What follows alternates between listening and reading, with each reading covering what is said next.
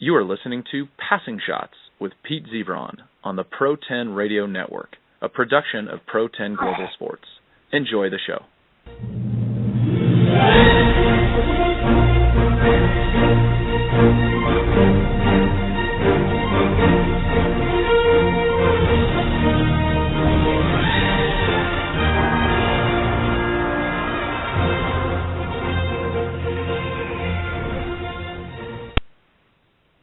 And good evening and welcome to Passing Shots. Pete Ziebron with tennis author and journalist Barry Buss. Today is Thursday, June the 5th, 2014. We are deep into action in Roland Garros. We've got the women's final all set, as well as the gentlemen's semifinals, which will take place tomorrow. And again, welcome this evening to tennis journalist and author Barry Buss in Los Angeles. Good evening, Barry. Hey, Peter. How you doing? Doing well, thank you. And since we were on the show last on Tuesday, we had quite a bit of action, a couple of men's quarterfinals, as well as today we had the ladies' semifinal, a couple of those. We're going to talk a little bit about, start with the men tonight out of the gate. And Rafael Nadal and David Ferrer had a very intriguing quarterfinal match there. Obviously, Barry, a rematch of last year's final. And Nadal obviously not in the form that he expects coming into Roland Garros, although we mentioned he had a pretty kind draw with respect to whom he had to play up until his quarterfinal match with Ferrer. He did drop the first set 6-4, then steamrolled, if you will, won 13 of the last 14 games to close that out. And it's funny watching Rafael Nadal play quickly.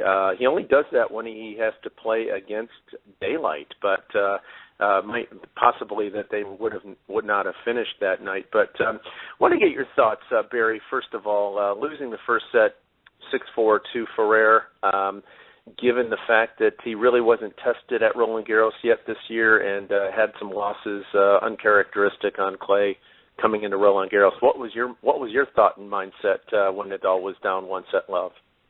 You know, it seems that more than anything else, it woke him up. He just seemed to, early in the match, it looked like Ferrer was able to dictate a little bit more of the rallies and, kind of have his way with him a little bit. And looked like he had Nadal a little bit confused and unsure whether just to kind of go into his defensive shell or to try to open it up a little bit. But it seems once he got, like a great fighter, once he got hit, and with the first set loss there, he just seemed to come out much more aggressive. And I think you make a very good point, too, with it being darker, too. I just think there's, all those guys are playing against the clock a little bit. They don't want to have to come out there, mid-match and have to start the whole thing up and the next day. He wanted to get out of there, and he got on a good roll, and, he's got a history where he gets going like that. When he starts playing a little bit more aggressively, he can really, string some great, some games together like that. And before Ferrer knew it, he was down a break in the fourth, and, it was pretty much a done deal. Yeah, interesting. This isn't the first time we've seen him race against the daylight clock. And, when he's all business, again, losing one game out of the last 14, perhaps he might want to speed things up when he plays against everybody because the results are very, very impressive. He gets down to it, takes care of business. I know he's got his deliberate motion and tick on the baseline before he serves. Takes a long time, probably exceeds the time limit just about each and every time. Hardly gets called for it, but Rafael Nadal playing on fast forward is even more impressive than Rafael Nadal playing at his speed, if you will. And the other match there, the other quarter that we had the other day, Barry, Andy Murray, interesting.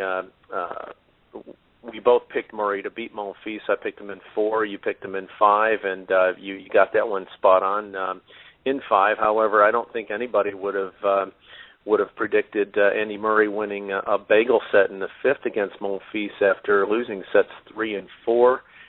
That's another case where Murray wanted to, hurry up and get the job done before possibly having to come back. And, after that match, he said after the 4th set, there's probably 6 games possible to play with the daylight, and that's all Andy Murray needed. Your take on that match in its entirety, if you will.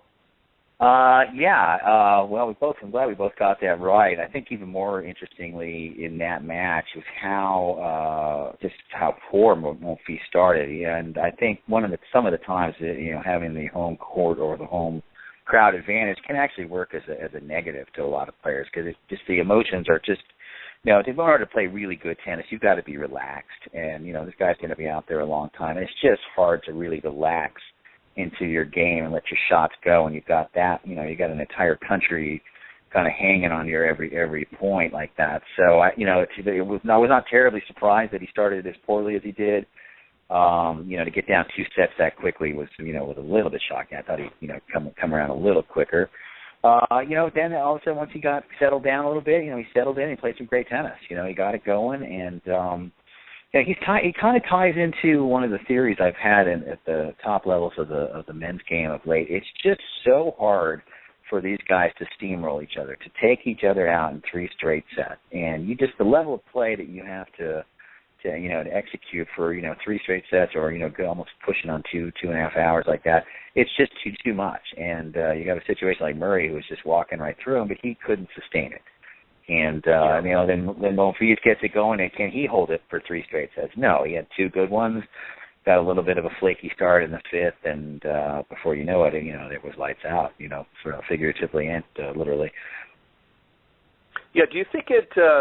I've heard this from reading a few articles, and obviously this isn't anything new, but let's talk about the match yesterday. Do you think it's a fitness issue with Gael Monfils?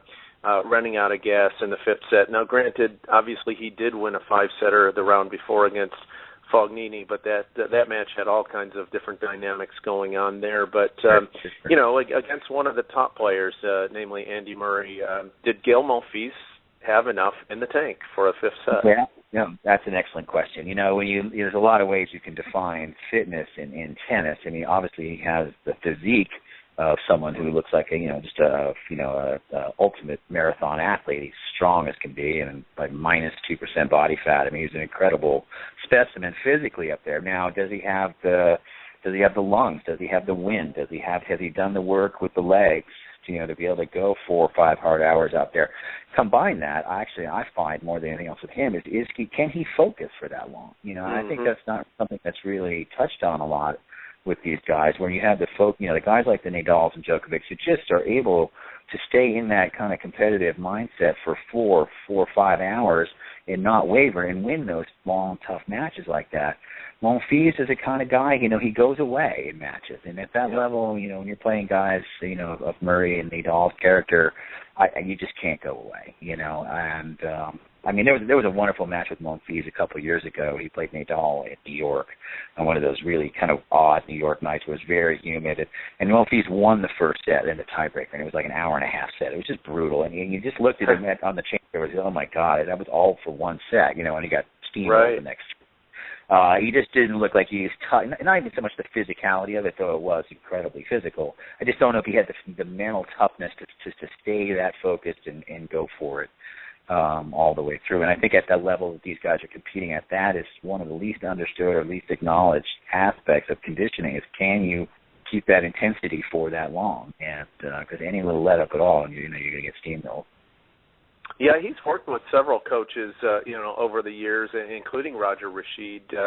But with respect to what you just mentioned, Barry, especially the mental aspect, easier said than done, focusing for an entire best-of-5 men's match, especially a quarterfinal at a major in his home country, no less. But is there a tennis mind? Is there a coach out there that, in your opinion, might be a good fit for Gael Monfils where he stands right now in 2014, given what he's just gone through?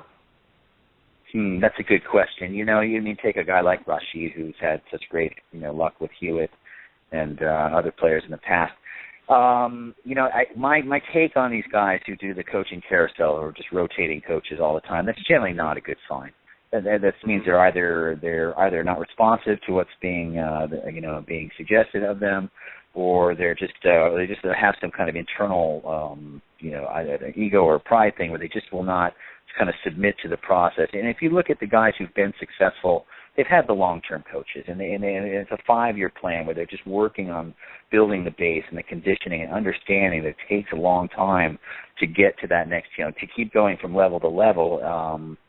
It just takes time. It takes commitment to a certain process. And a guy like Monfils who's been in and out with coaches and conditioning and his kind of his effort and his attitude about the game, I just don't know if there's a magic bullet out there. If there's one person who could convince him to stay the course for a couple hard years at this point in his career and get over that hump. I just don't think there's a guy out there for. Yeah, great point. And the flip side of that, some nice things that we've been seeing with Ernest Gulbis, who in a way was like Monfils in a different frame of mind, if you will. But there are parallels there, and we see the fruits of the efforts that Gulbis is enjoying now with good coaching, the right mindset, the right attitude, and looky here, he's in the semis of Roland Garros after getting his head on straight.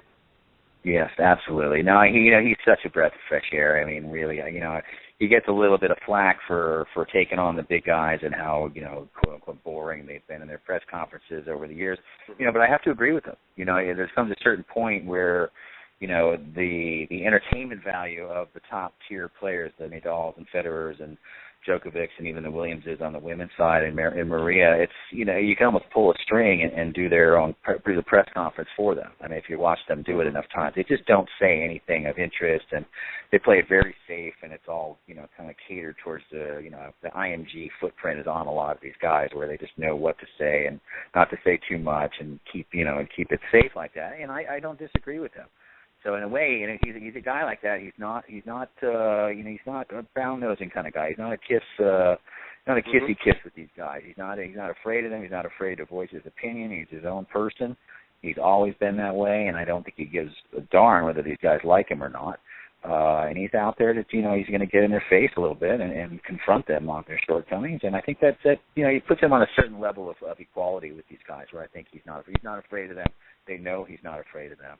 And I think it gives him every chance in the world. The thing I really noticed with him, when he beat Federer, he didn't jump up and down that much. That wasn't he just handled that really like, okay, that was, I've been here before, and I'm as good as you guys. I know that, and I finally just did it. So as a player, I think he comes into this match, and he's, as confident and as capable of anybody right now. I think his attitude is just excellent. Yeah, it is very refreshing. It reminds me a little bit of Marat Safin, whose press conferences were always a joy and a pleasure to be part of, just because similar to what Gulbis is. It just lets it fly, lets people in, has fun with it. Right. Nothing so serious. And you mentioned the top three guys at the IMG footprint. It's just a standard presser, and that wasn't the case when Novak Djokovic was not yet at number one, number two. When he was number three, he was pretty fun in press, and you could see the responsibility now, if you will, the standard right. answers, and that's I get that, but it was a lot more fun when he was still up and coming, if you will, if you want to call number three in the world up and coming, but behind, so. Gulbis is still, Ernest Gulbis may get to number one in the world. I don't really think so, but if he does, I don't really see him changing who he is today, just because he's just letting it fly. I think that's who he is. He wouldn't really understand how to change if he got that far, in my opinion. Yeah, I agree with you too. He's not a kid either. He's 28, so it's not. It'd be one thing if he was.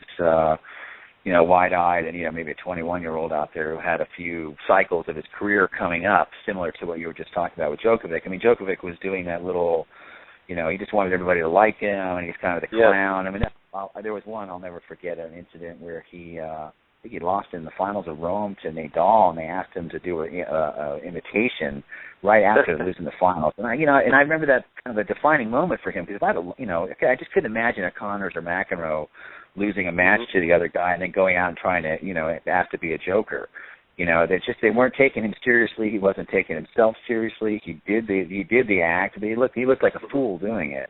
And I think that might have been one of the turning points personally for him. He said, no more of that. I'm not going to be the twisty balloon guy and do all the little clowny things that he was kind of getting a trademark for doing. And he got very serious about himself, his body, and his game.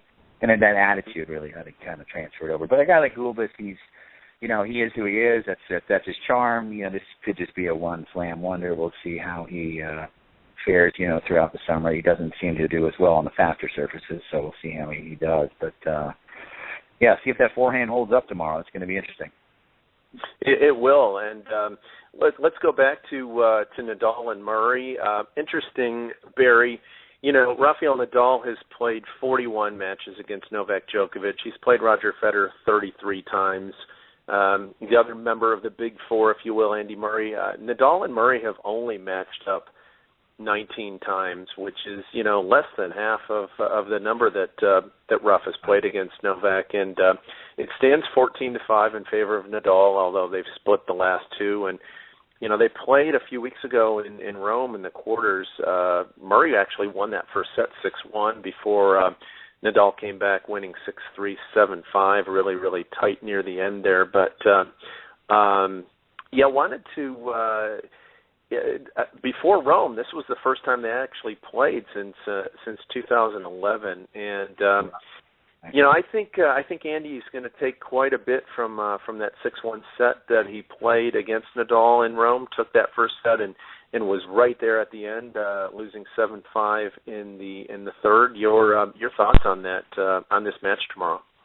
No, good point, Pete. It's interesting how this is going to play out. I think in order to be successful against Nadal, and if you look at the guys who've been successful against him, last couple seasons, it's the guys who, they're taking chances. They're playing essentially hard court tennis on the clay, and it's not even so much that he's had a few losses here, but he's had a lot of very close wins too. Guys like Andujar, and in the match with Murray, a guy taking sets off him and pushing him deep in matches that normally, traditionally, wouldn't do that. And the style of play that they've been employing has been this very aggressive, very hard court style of play. Take the ball early and just don't let him start grinding on you. Interestingly, for Murray, if you go back to 2011, before Lendl really entered the scene, he was still playing that very passive defensive style of play that he was kind of being criticized for, that he needed to amp up his offense. When Lendl came in and he started to jack up his offense considerably more, his results improved dramatically. And I see him, this is a great opportunity because he's going to need to play offensively against Nadal. He has the tools to play offensively against Nadal. And so it almost forces his hand. It's not a decision here whether to get aggressive or not. He's going to have to get aggressive. He did in Rome. He had a great result there. It was a super tennis match. I look for him to make, or was that in Madrid? I can't remember where they played. Rome. Was it in Rome? Okay, I look for him to come out swinging. He's in a great position. He's if his health is holding up, he's got nothing to lose here.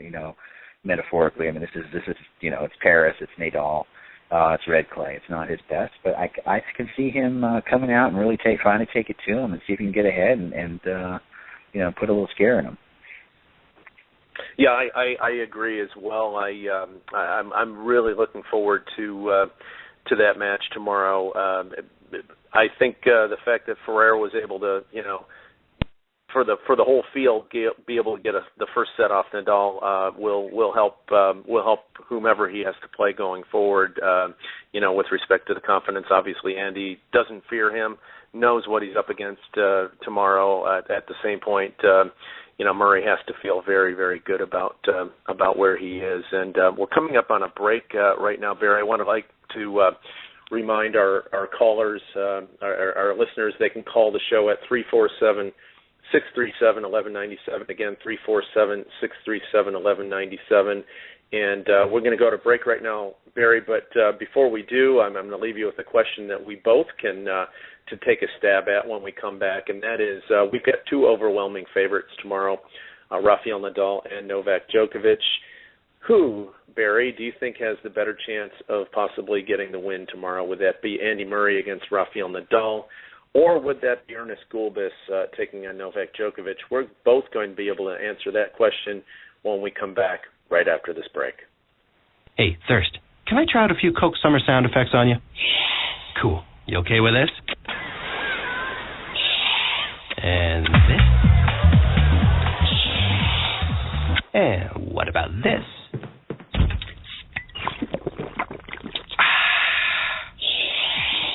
Ha! Gotcha there, Thirst. That wasn't sound effects. That was a Coke. I'm no longer thirsty. You're so out of here. Coca-Cola. Open happiness. What is this bill for $562?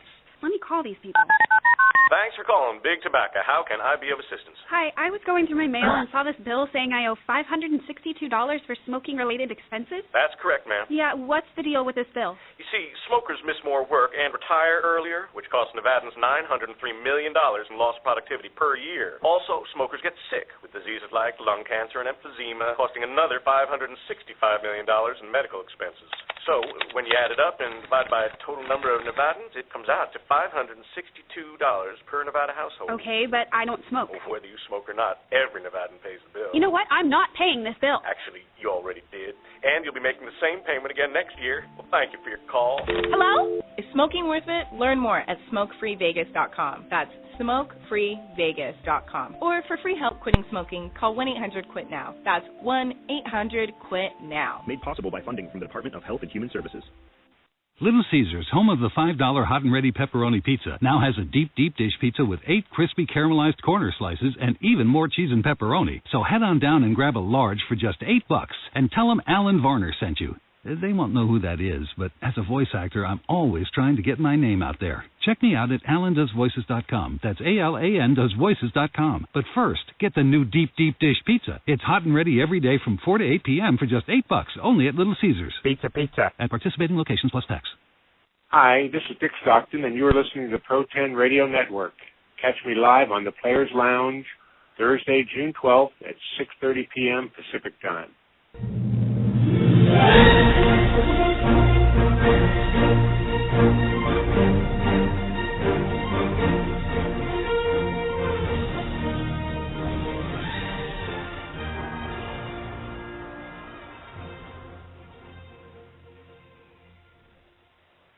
And welcome back to Passing Shots on Pro 10 Radio Network. Pete Ziebron along with Barry Buss. And Barry, we're talking about the men's play at Roland Garros this year. And before we get to the women's action that took place today, I left you with a question, namely 2 very good semifinals will be played tomorrow on the men's side. Rafael Nadal taking on Andy Murray and Novak Djokovic taking on Ernest Gulbis. Obviously, Nadal and Djokovic are large favorites, to say the least, in these matches. But we might have a surprise that takes place. Doubtful, but it could happen. And if we do, which one of those players do you think could get the job done more so than the other, Andy Murray or Ernest Gulbis? If I had to pick, I would probably go towards Gulbis in that. My thinking on it is Djokovic, as a prohibitive favorite like this, has shown a little bit of tightness here. He hasn't played kind of that lights-out tennis in, losing to Wawrinka, this year in Australia. And there's a couple of the losses he's had in the majors the last couple of years, a couple of matches to Murray, and just hasn't been his normal, mentally reliable self, I think, later in the majors, as he was, particularly in 2011. When he had such a great run there. So I would think, Gulbis playing like he is, he's got a little bit of that fear, that kind of, that X factor right now where he just seems to, everything he's doing is working. He's confident as can be. He's got a big game and he's got a variety of a game. I have a feeling this is going to be a big match. I mean, it's going to go deep. I think I'm looking at a 5-setter here, and I think he's got a chance. My attitude towards a Murray upset, the problem with Nadal, and I think this plays out with a lot of these other in the matches he plays, if you're going to beat him, you're going to have to play this super aggressive game, and I just don't think anybody can put 3 sets in a row together to beat him. And so invariably somebody can get ahead of him and get hot for a while, but even if you get up 2-1, if you get late into a 4th set with him and you got to try to close him out, you're up around 3.5 hours of tennis. And he works just so hard physically, and I just don't know if there's a guy out there, and I haven't seen it yet, who can maintain that level of play where you're just going for it at the 3.5 hour mark. When your legs start to go a little bit and you've got to keep hitting lines and keep hitting winners, it just seems that he's able to get these guys to wear down. And he saw it yesterday with Ferrer, even around the 2.5 hour mark, his body just collapsed. He just didn't have the legs left to go. So my guess, to answer your question more specifically, I would say Gulbis is the one who I would give a much better chance to pull an upset tomorrow. Yeah, good points. Gulbis's run right now reminds me a little bit years ago of when Baghdadis went all the way to the final at the Australian Open, where he was basically playing with house money, if you will. Obviously, he had huge crowd support there in Australia, but he was beating.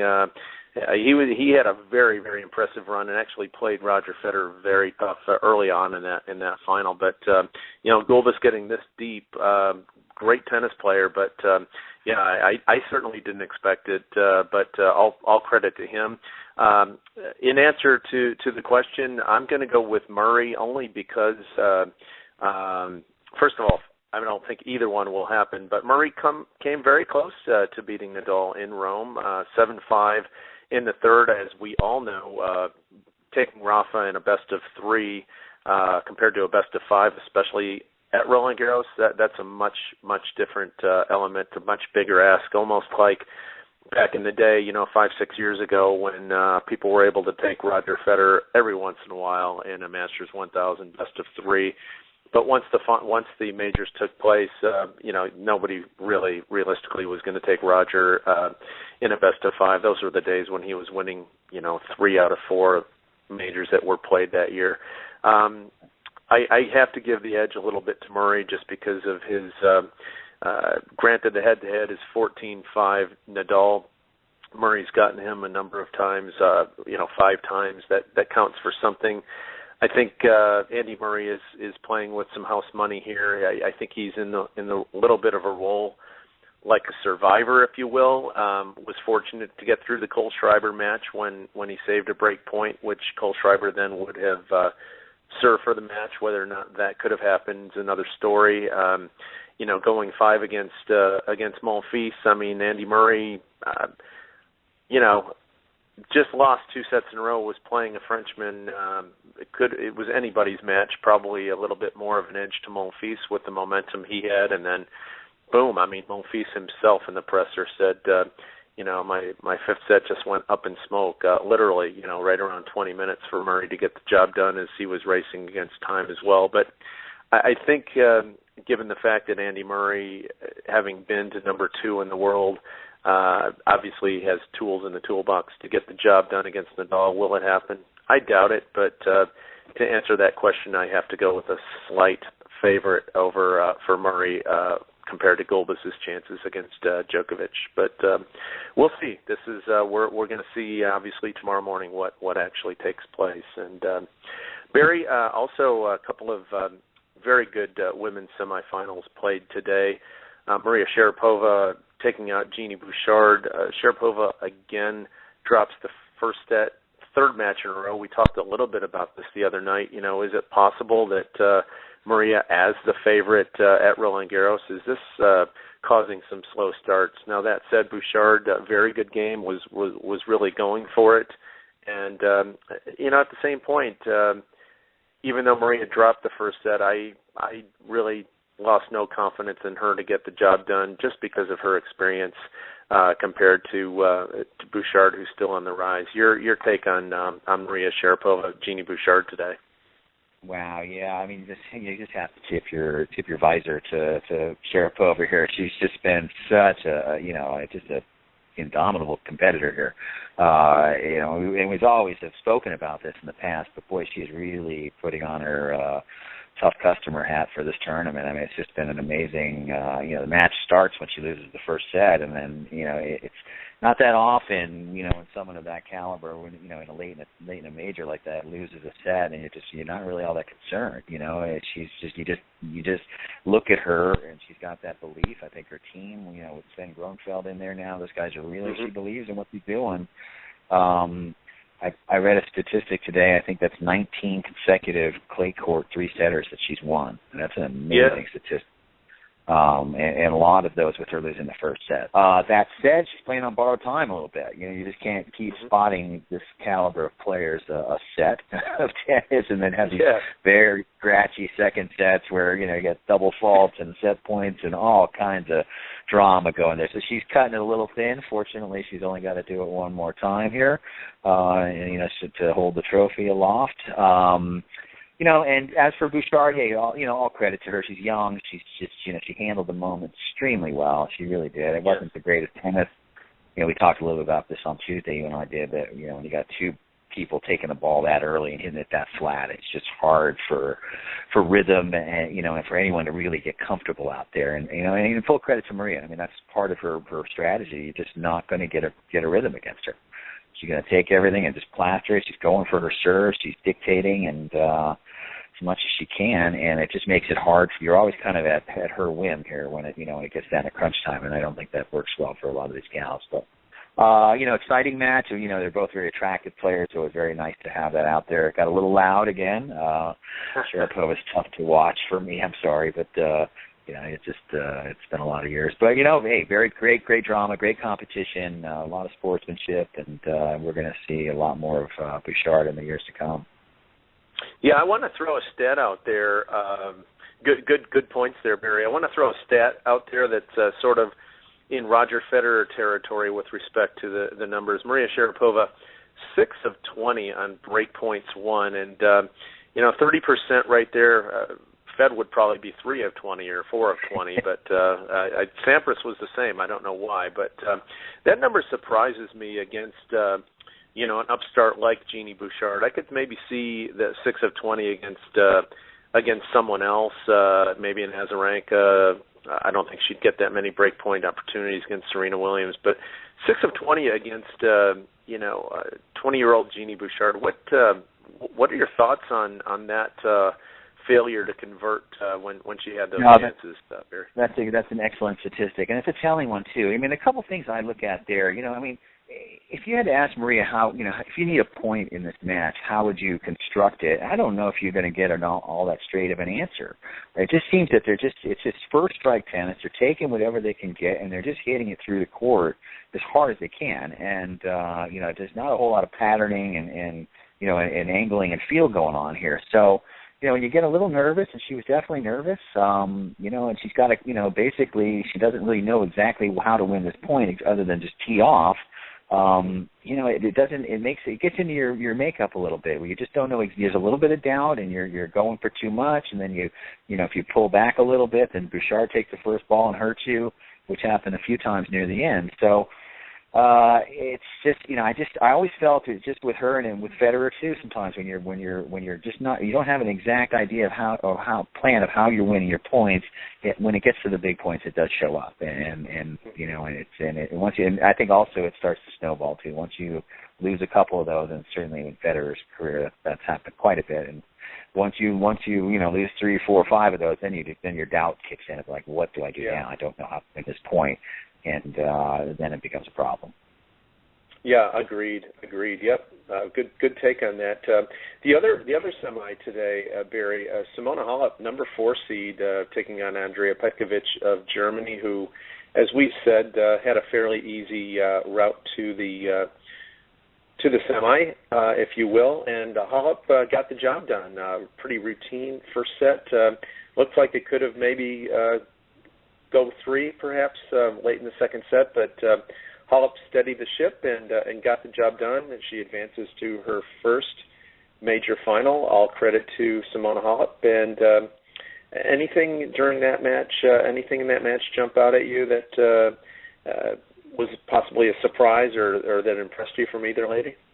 Boy, it really just went almost exactly to fashion. I think, you just assume that she played a little scratchy tennis. We even discussed her match with Irani that, she had a chance to go right out there and blow through her, and she was able to do that. So she had some confidence coming in. But, Halep's movement seems to be of the 4 players left, that was I would say probably the strongest shot left in the tournament is how she's getting around the tennis court. She seems to move better than the other girls are a little bit taller and just don't seem to be quite as lithe around the court. that girl can cover the ground, and she's just money off the ground. I mean, she's got beautiful timing, and she's hitting the ball clean and pretty fearlessly.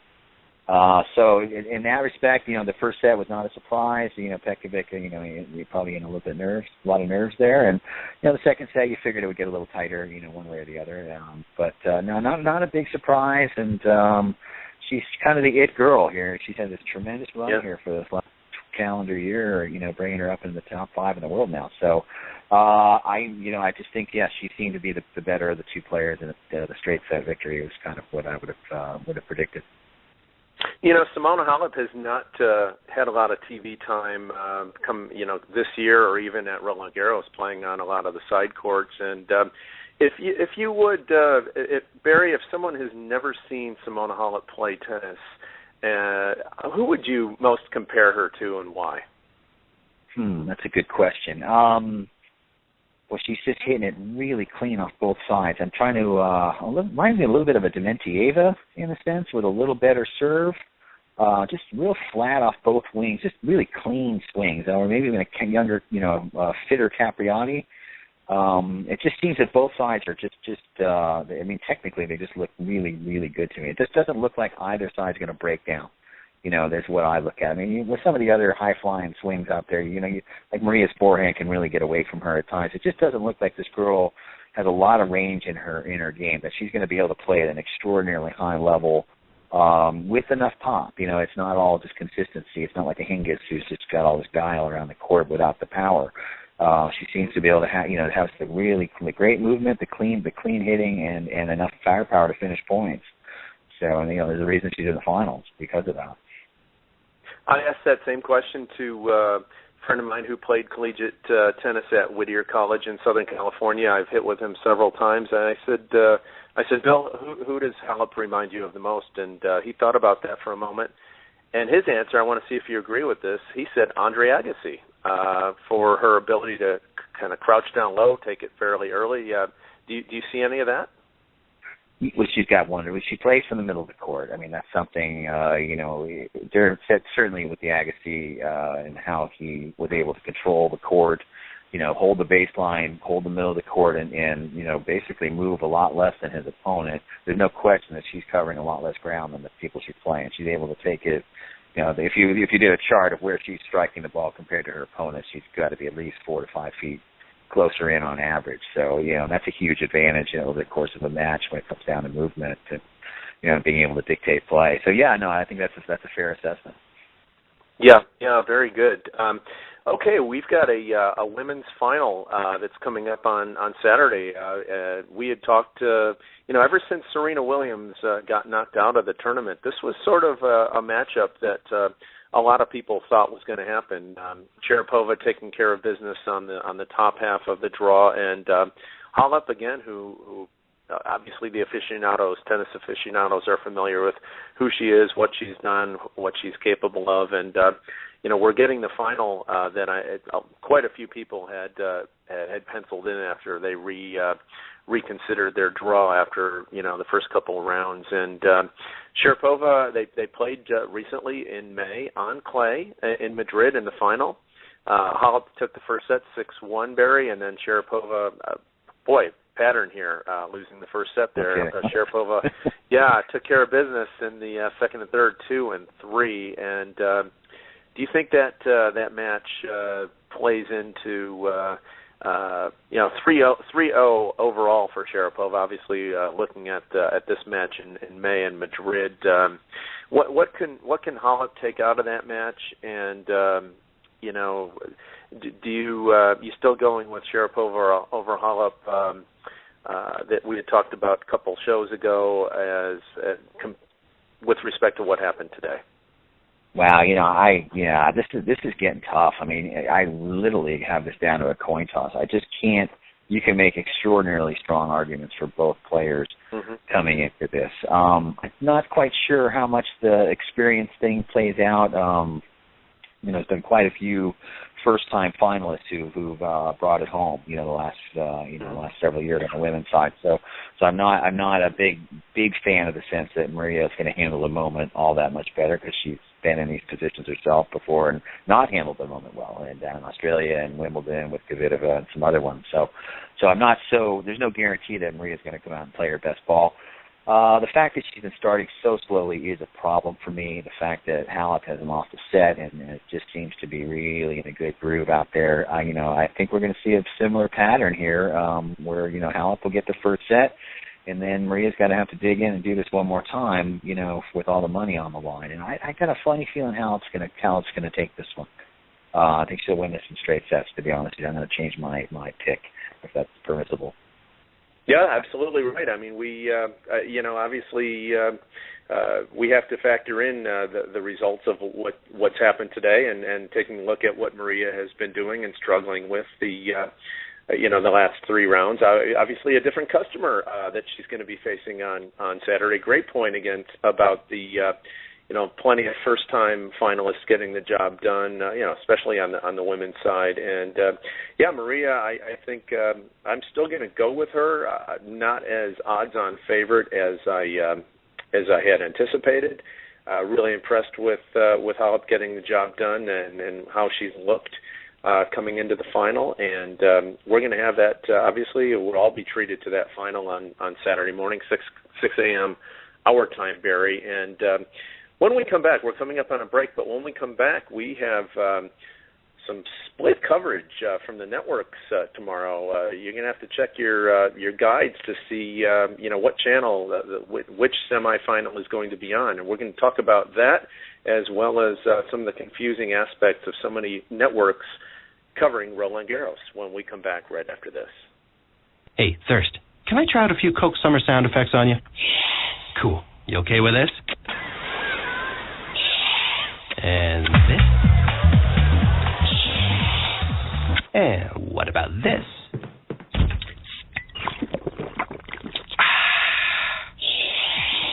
Ha! Gotcha there, Thirst. That wasn't sound effects. That was a Coke. I'm no longer thirsty. You're so out of here. Coca-Cola. Open happiness. What is this bill for $562? Let me call these people.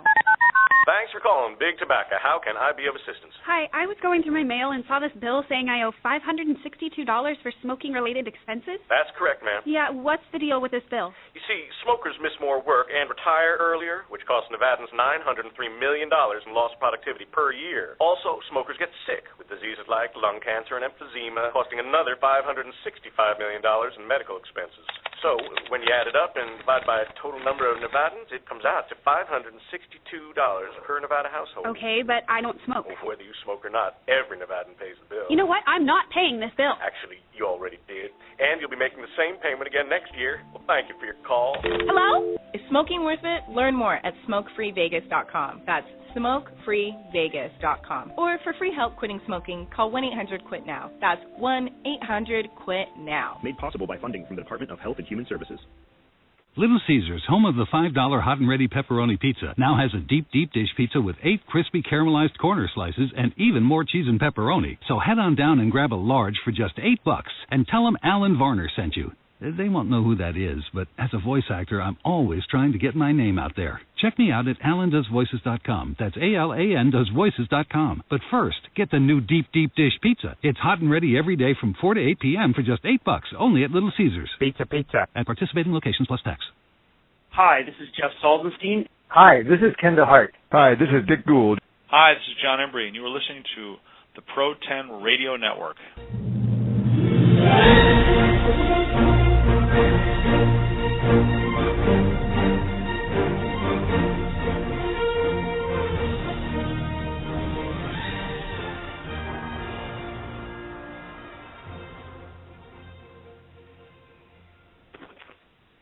And good evening, and welcome to the final segment of Passing Shots on the Pro 10 Radio Network. Pete Ziebron along with Barry Buss, and we'd like to remind our listeners you can call the show. You can call us at, 347-637-1197. And, Barry, we left right before we were going on break talking about the fact that, it's a little confusing right now. We had 2 matches, the women's semifinals on ESPN2 today. Tomorrow, viewers are going to have to switch to another channel, namely Tennis Channel, for the first men's semifinal, the Djokovic-Gulbis match, and then NBC, the third network during Roland Garros, is going to cover the Nadal-Murray semifinal. A little bit confusing, a little bit of a circus. We're not really sure what's on live, what's taped. Obviously a little confusing. One really has to be able to follow exactly what's going on to try and find out who's playing where, when, how, and on what channel. Your thoughts on the frustrating life of a tennis fan trying to find out what's going on TV? Well, yeah, I agree with you on the confusing aspect of it, but I think as tennis fans, I don't think there's ever been a better time. As long as your cable bill's paid up, you can certainly get high-level tennis around the clock. I actually even I attribute a little bit of the decline in American tennis to the Tennis Channel in many ways, because I think a lot of people, we can just get our steady stream of Roger and Djokovic and Nadal, all the time playing these high-level matches, and everyone's kind of getting their tennis fix in, and I think a lot of attendance at these events has gone down, especially in the last few years, because the quality of the programming we've been getting from Tennis Channel and the likes. As it pertains for tomorrow, it's funny, I was just online a little bit earlier on Twitter, and I saw John McEnroe commenting he didn't even know.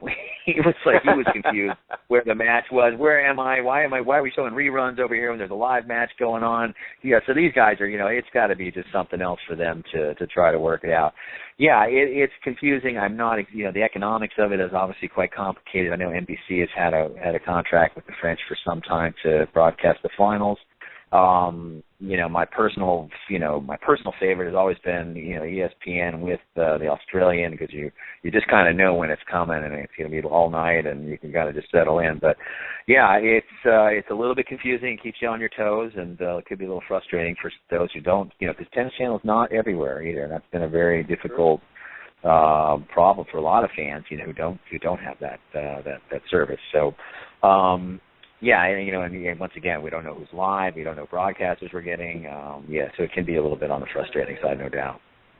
Yeah, and over the weekend, obviously NBC had their 3-hour window on both Saturday and Sunday, and there were patches of time where tennis was not on TV, and that's sort of unacceptable in 2014 at a major. It's unfortunate, but going back to a point you made. An interesting point, Pete, with I just remember the match I really recall last year, because CBS used to do the Miami tournament, and it was a finals of Murray and Ferrer just a couple years ago, I think, or 2 years ago, and I think what's so difficult when if you're a network, you don't know if a final is going to go an hour or 3.5 hours, and how do you broadcast, or how do you allot for that amount of time for an event like this? Because you just don't know, and some of these matches can go 4 and 5 hours, so they need to have the backup channeling just in case it goes overboard. But I mean, that Murray Ferrer match a couple of years ago, it went 3.5 hours. It's just 2 out of 3 sets, and they still hadn't settled it, and the Final Four was coming on,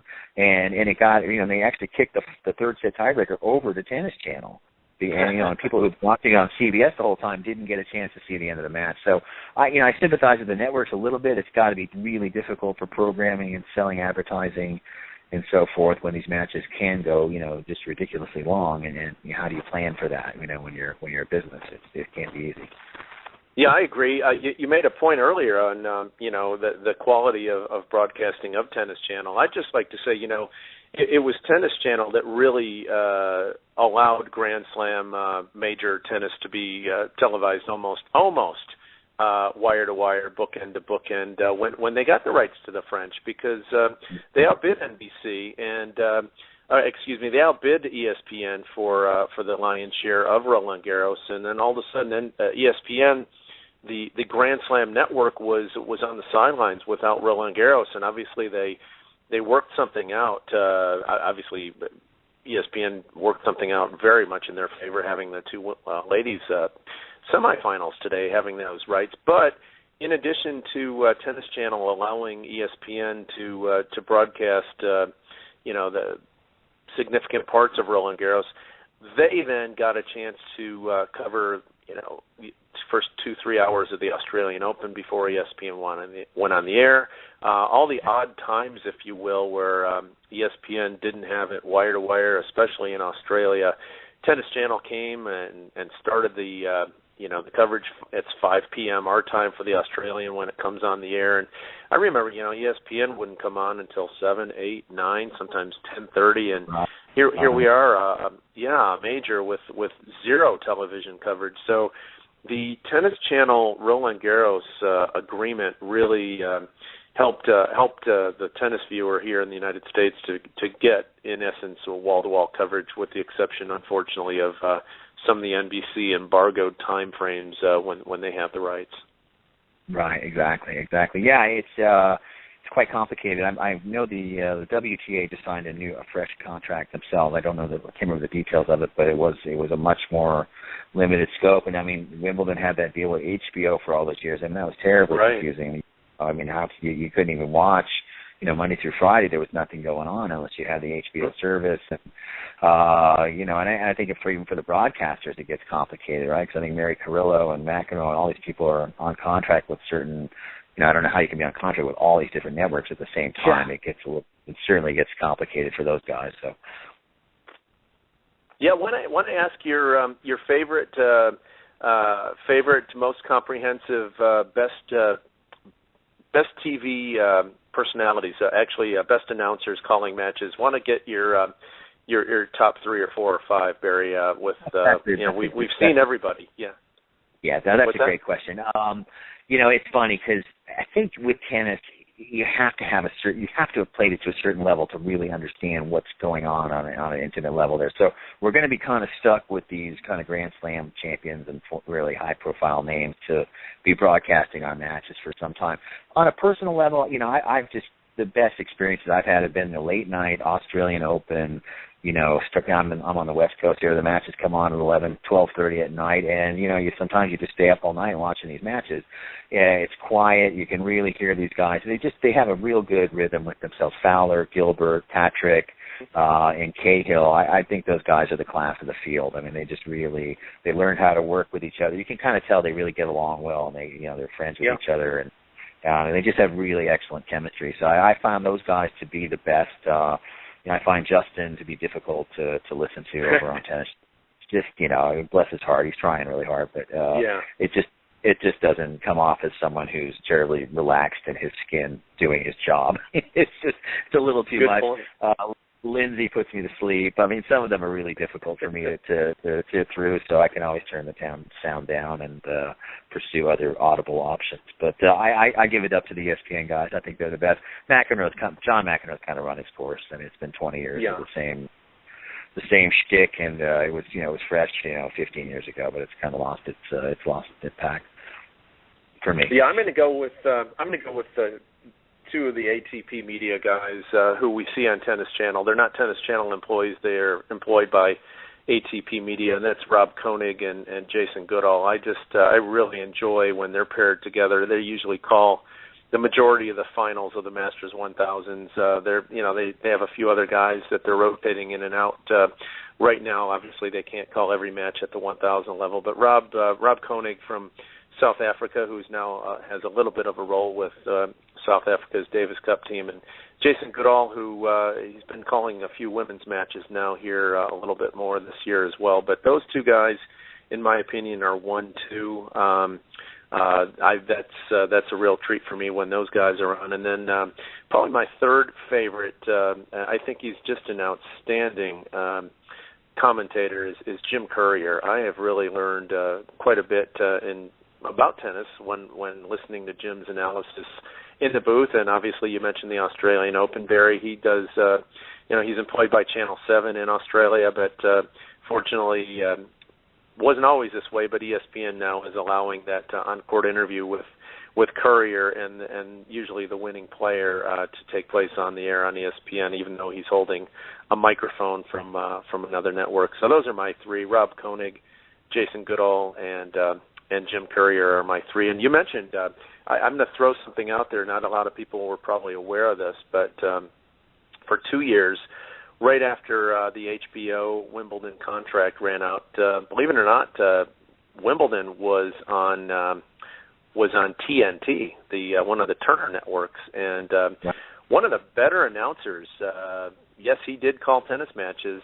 Was Marv Albert of all people? He was very solid calling tennis for TNT, but that lasted only 2 years. Yeah. That's correct. Yeah, well, you get a real appreciation for those quality color, the guys like the Marv Alberts and the Chris Fowlers, these guys and Ted Robinson, who can do all the sports. That is not an easy. That's a real challenge for those guys that sit in a booth with McEnroes and the legends of the game and be able to hold their own for hours and hours. The thing with the broadcast, they have a lot of time to fill. It is just there's a lot of dead time. These matches, there's not always a whole lot to talk about. And you're going to be in in these booths for 3, 4, 5 hours together. You better be prepared. Because it can get real stale real quick. Yep. How about favorite female tennis announcer? Oh boy, we've been having a lot of fun at Carrillo and Mary Jo and Pam Shriver's expense for a long time, and I don't. It's what's so difficult for all of for those who know our tennis here is just the cozy relationships that they all have with the players and the USTA and IMG. So it's difficult to hear their lack of objectivity when they do the announcing. I think. The way Chris Everett's gotten better. Martina Navratilova has gotten better over time. I don't have, Mary Carrillo is, she's hung in there. She's been there a long time, and she can still keep it fresh. It's not, she's able to kind of, keep her, good variety there.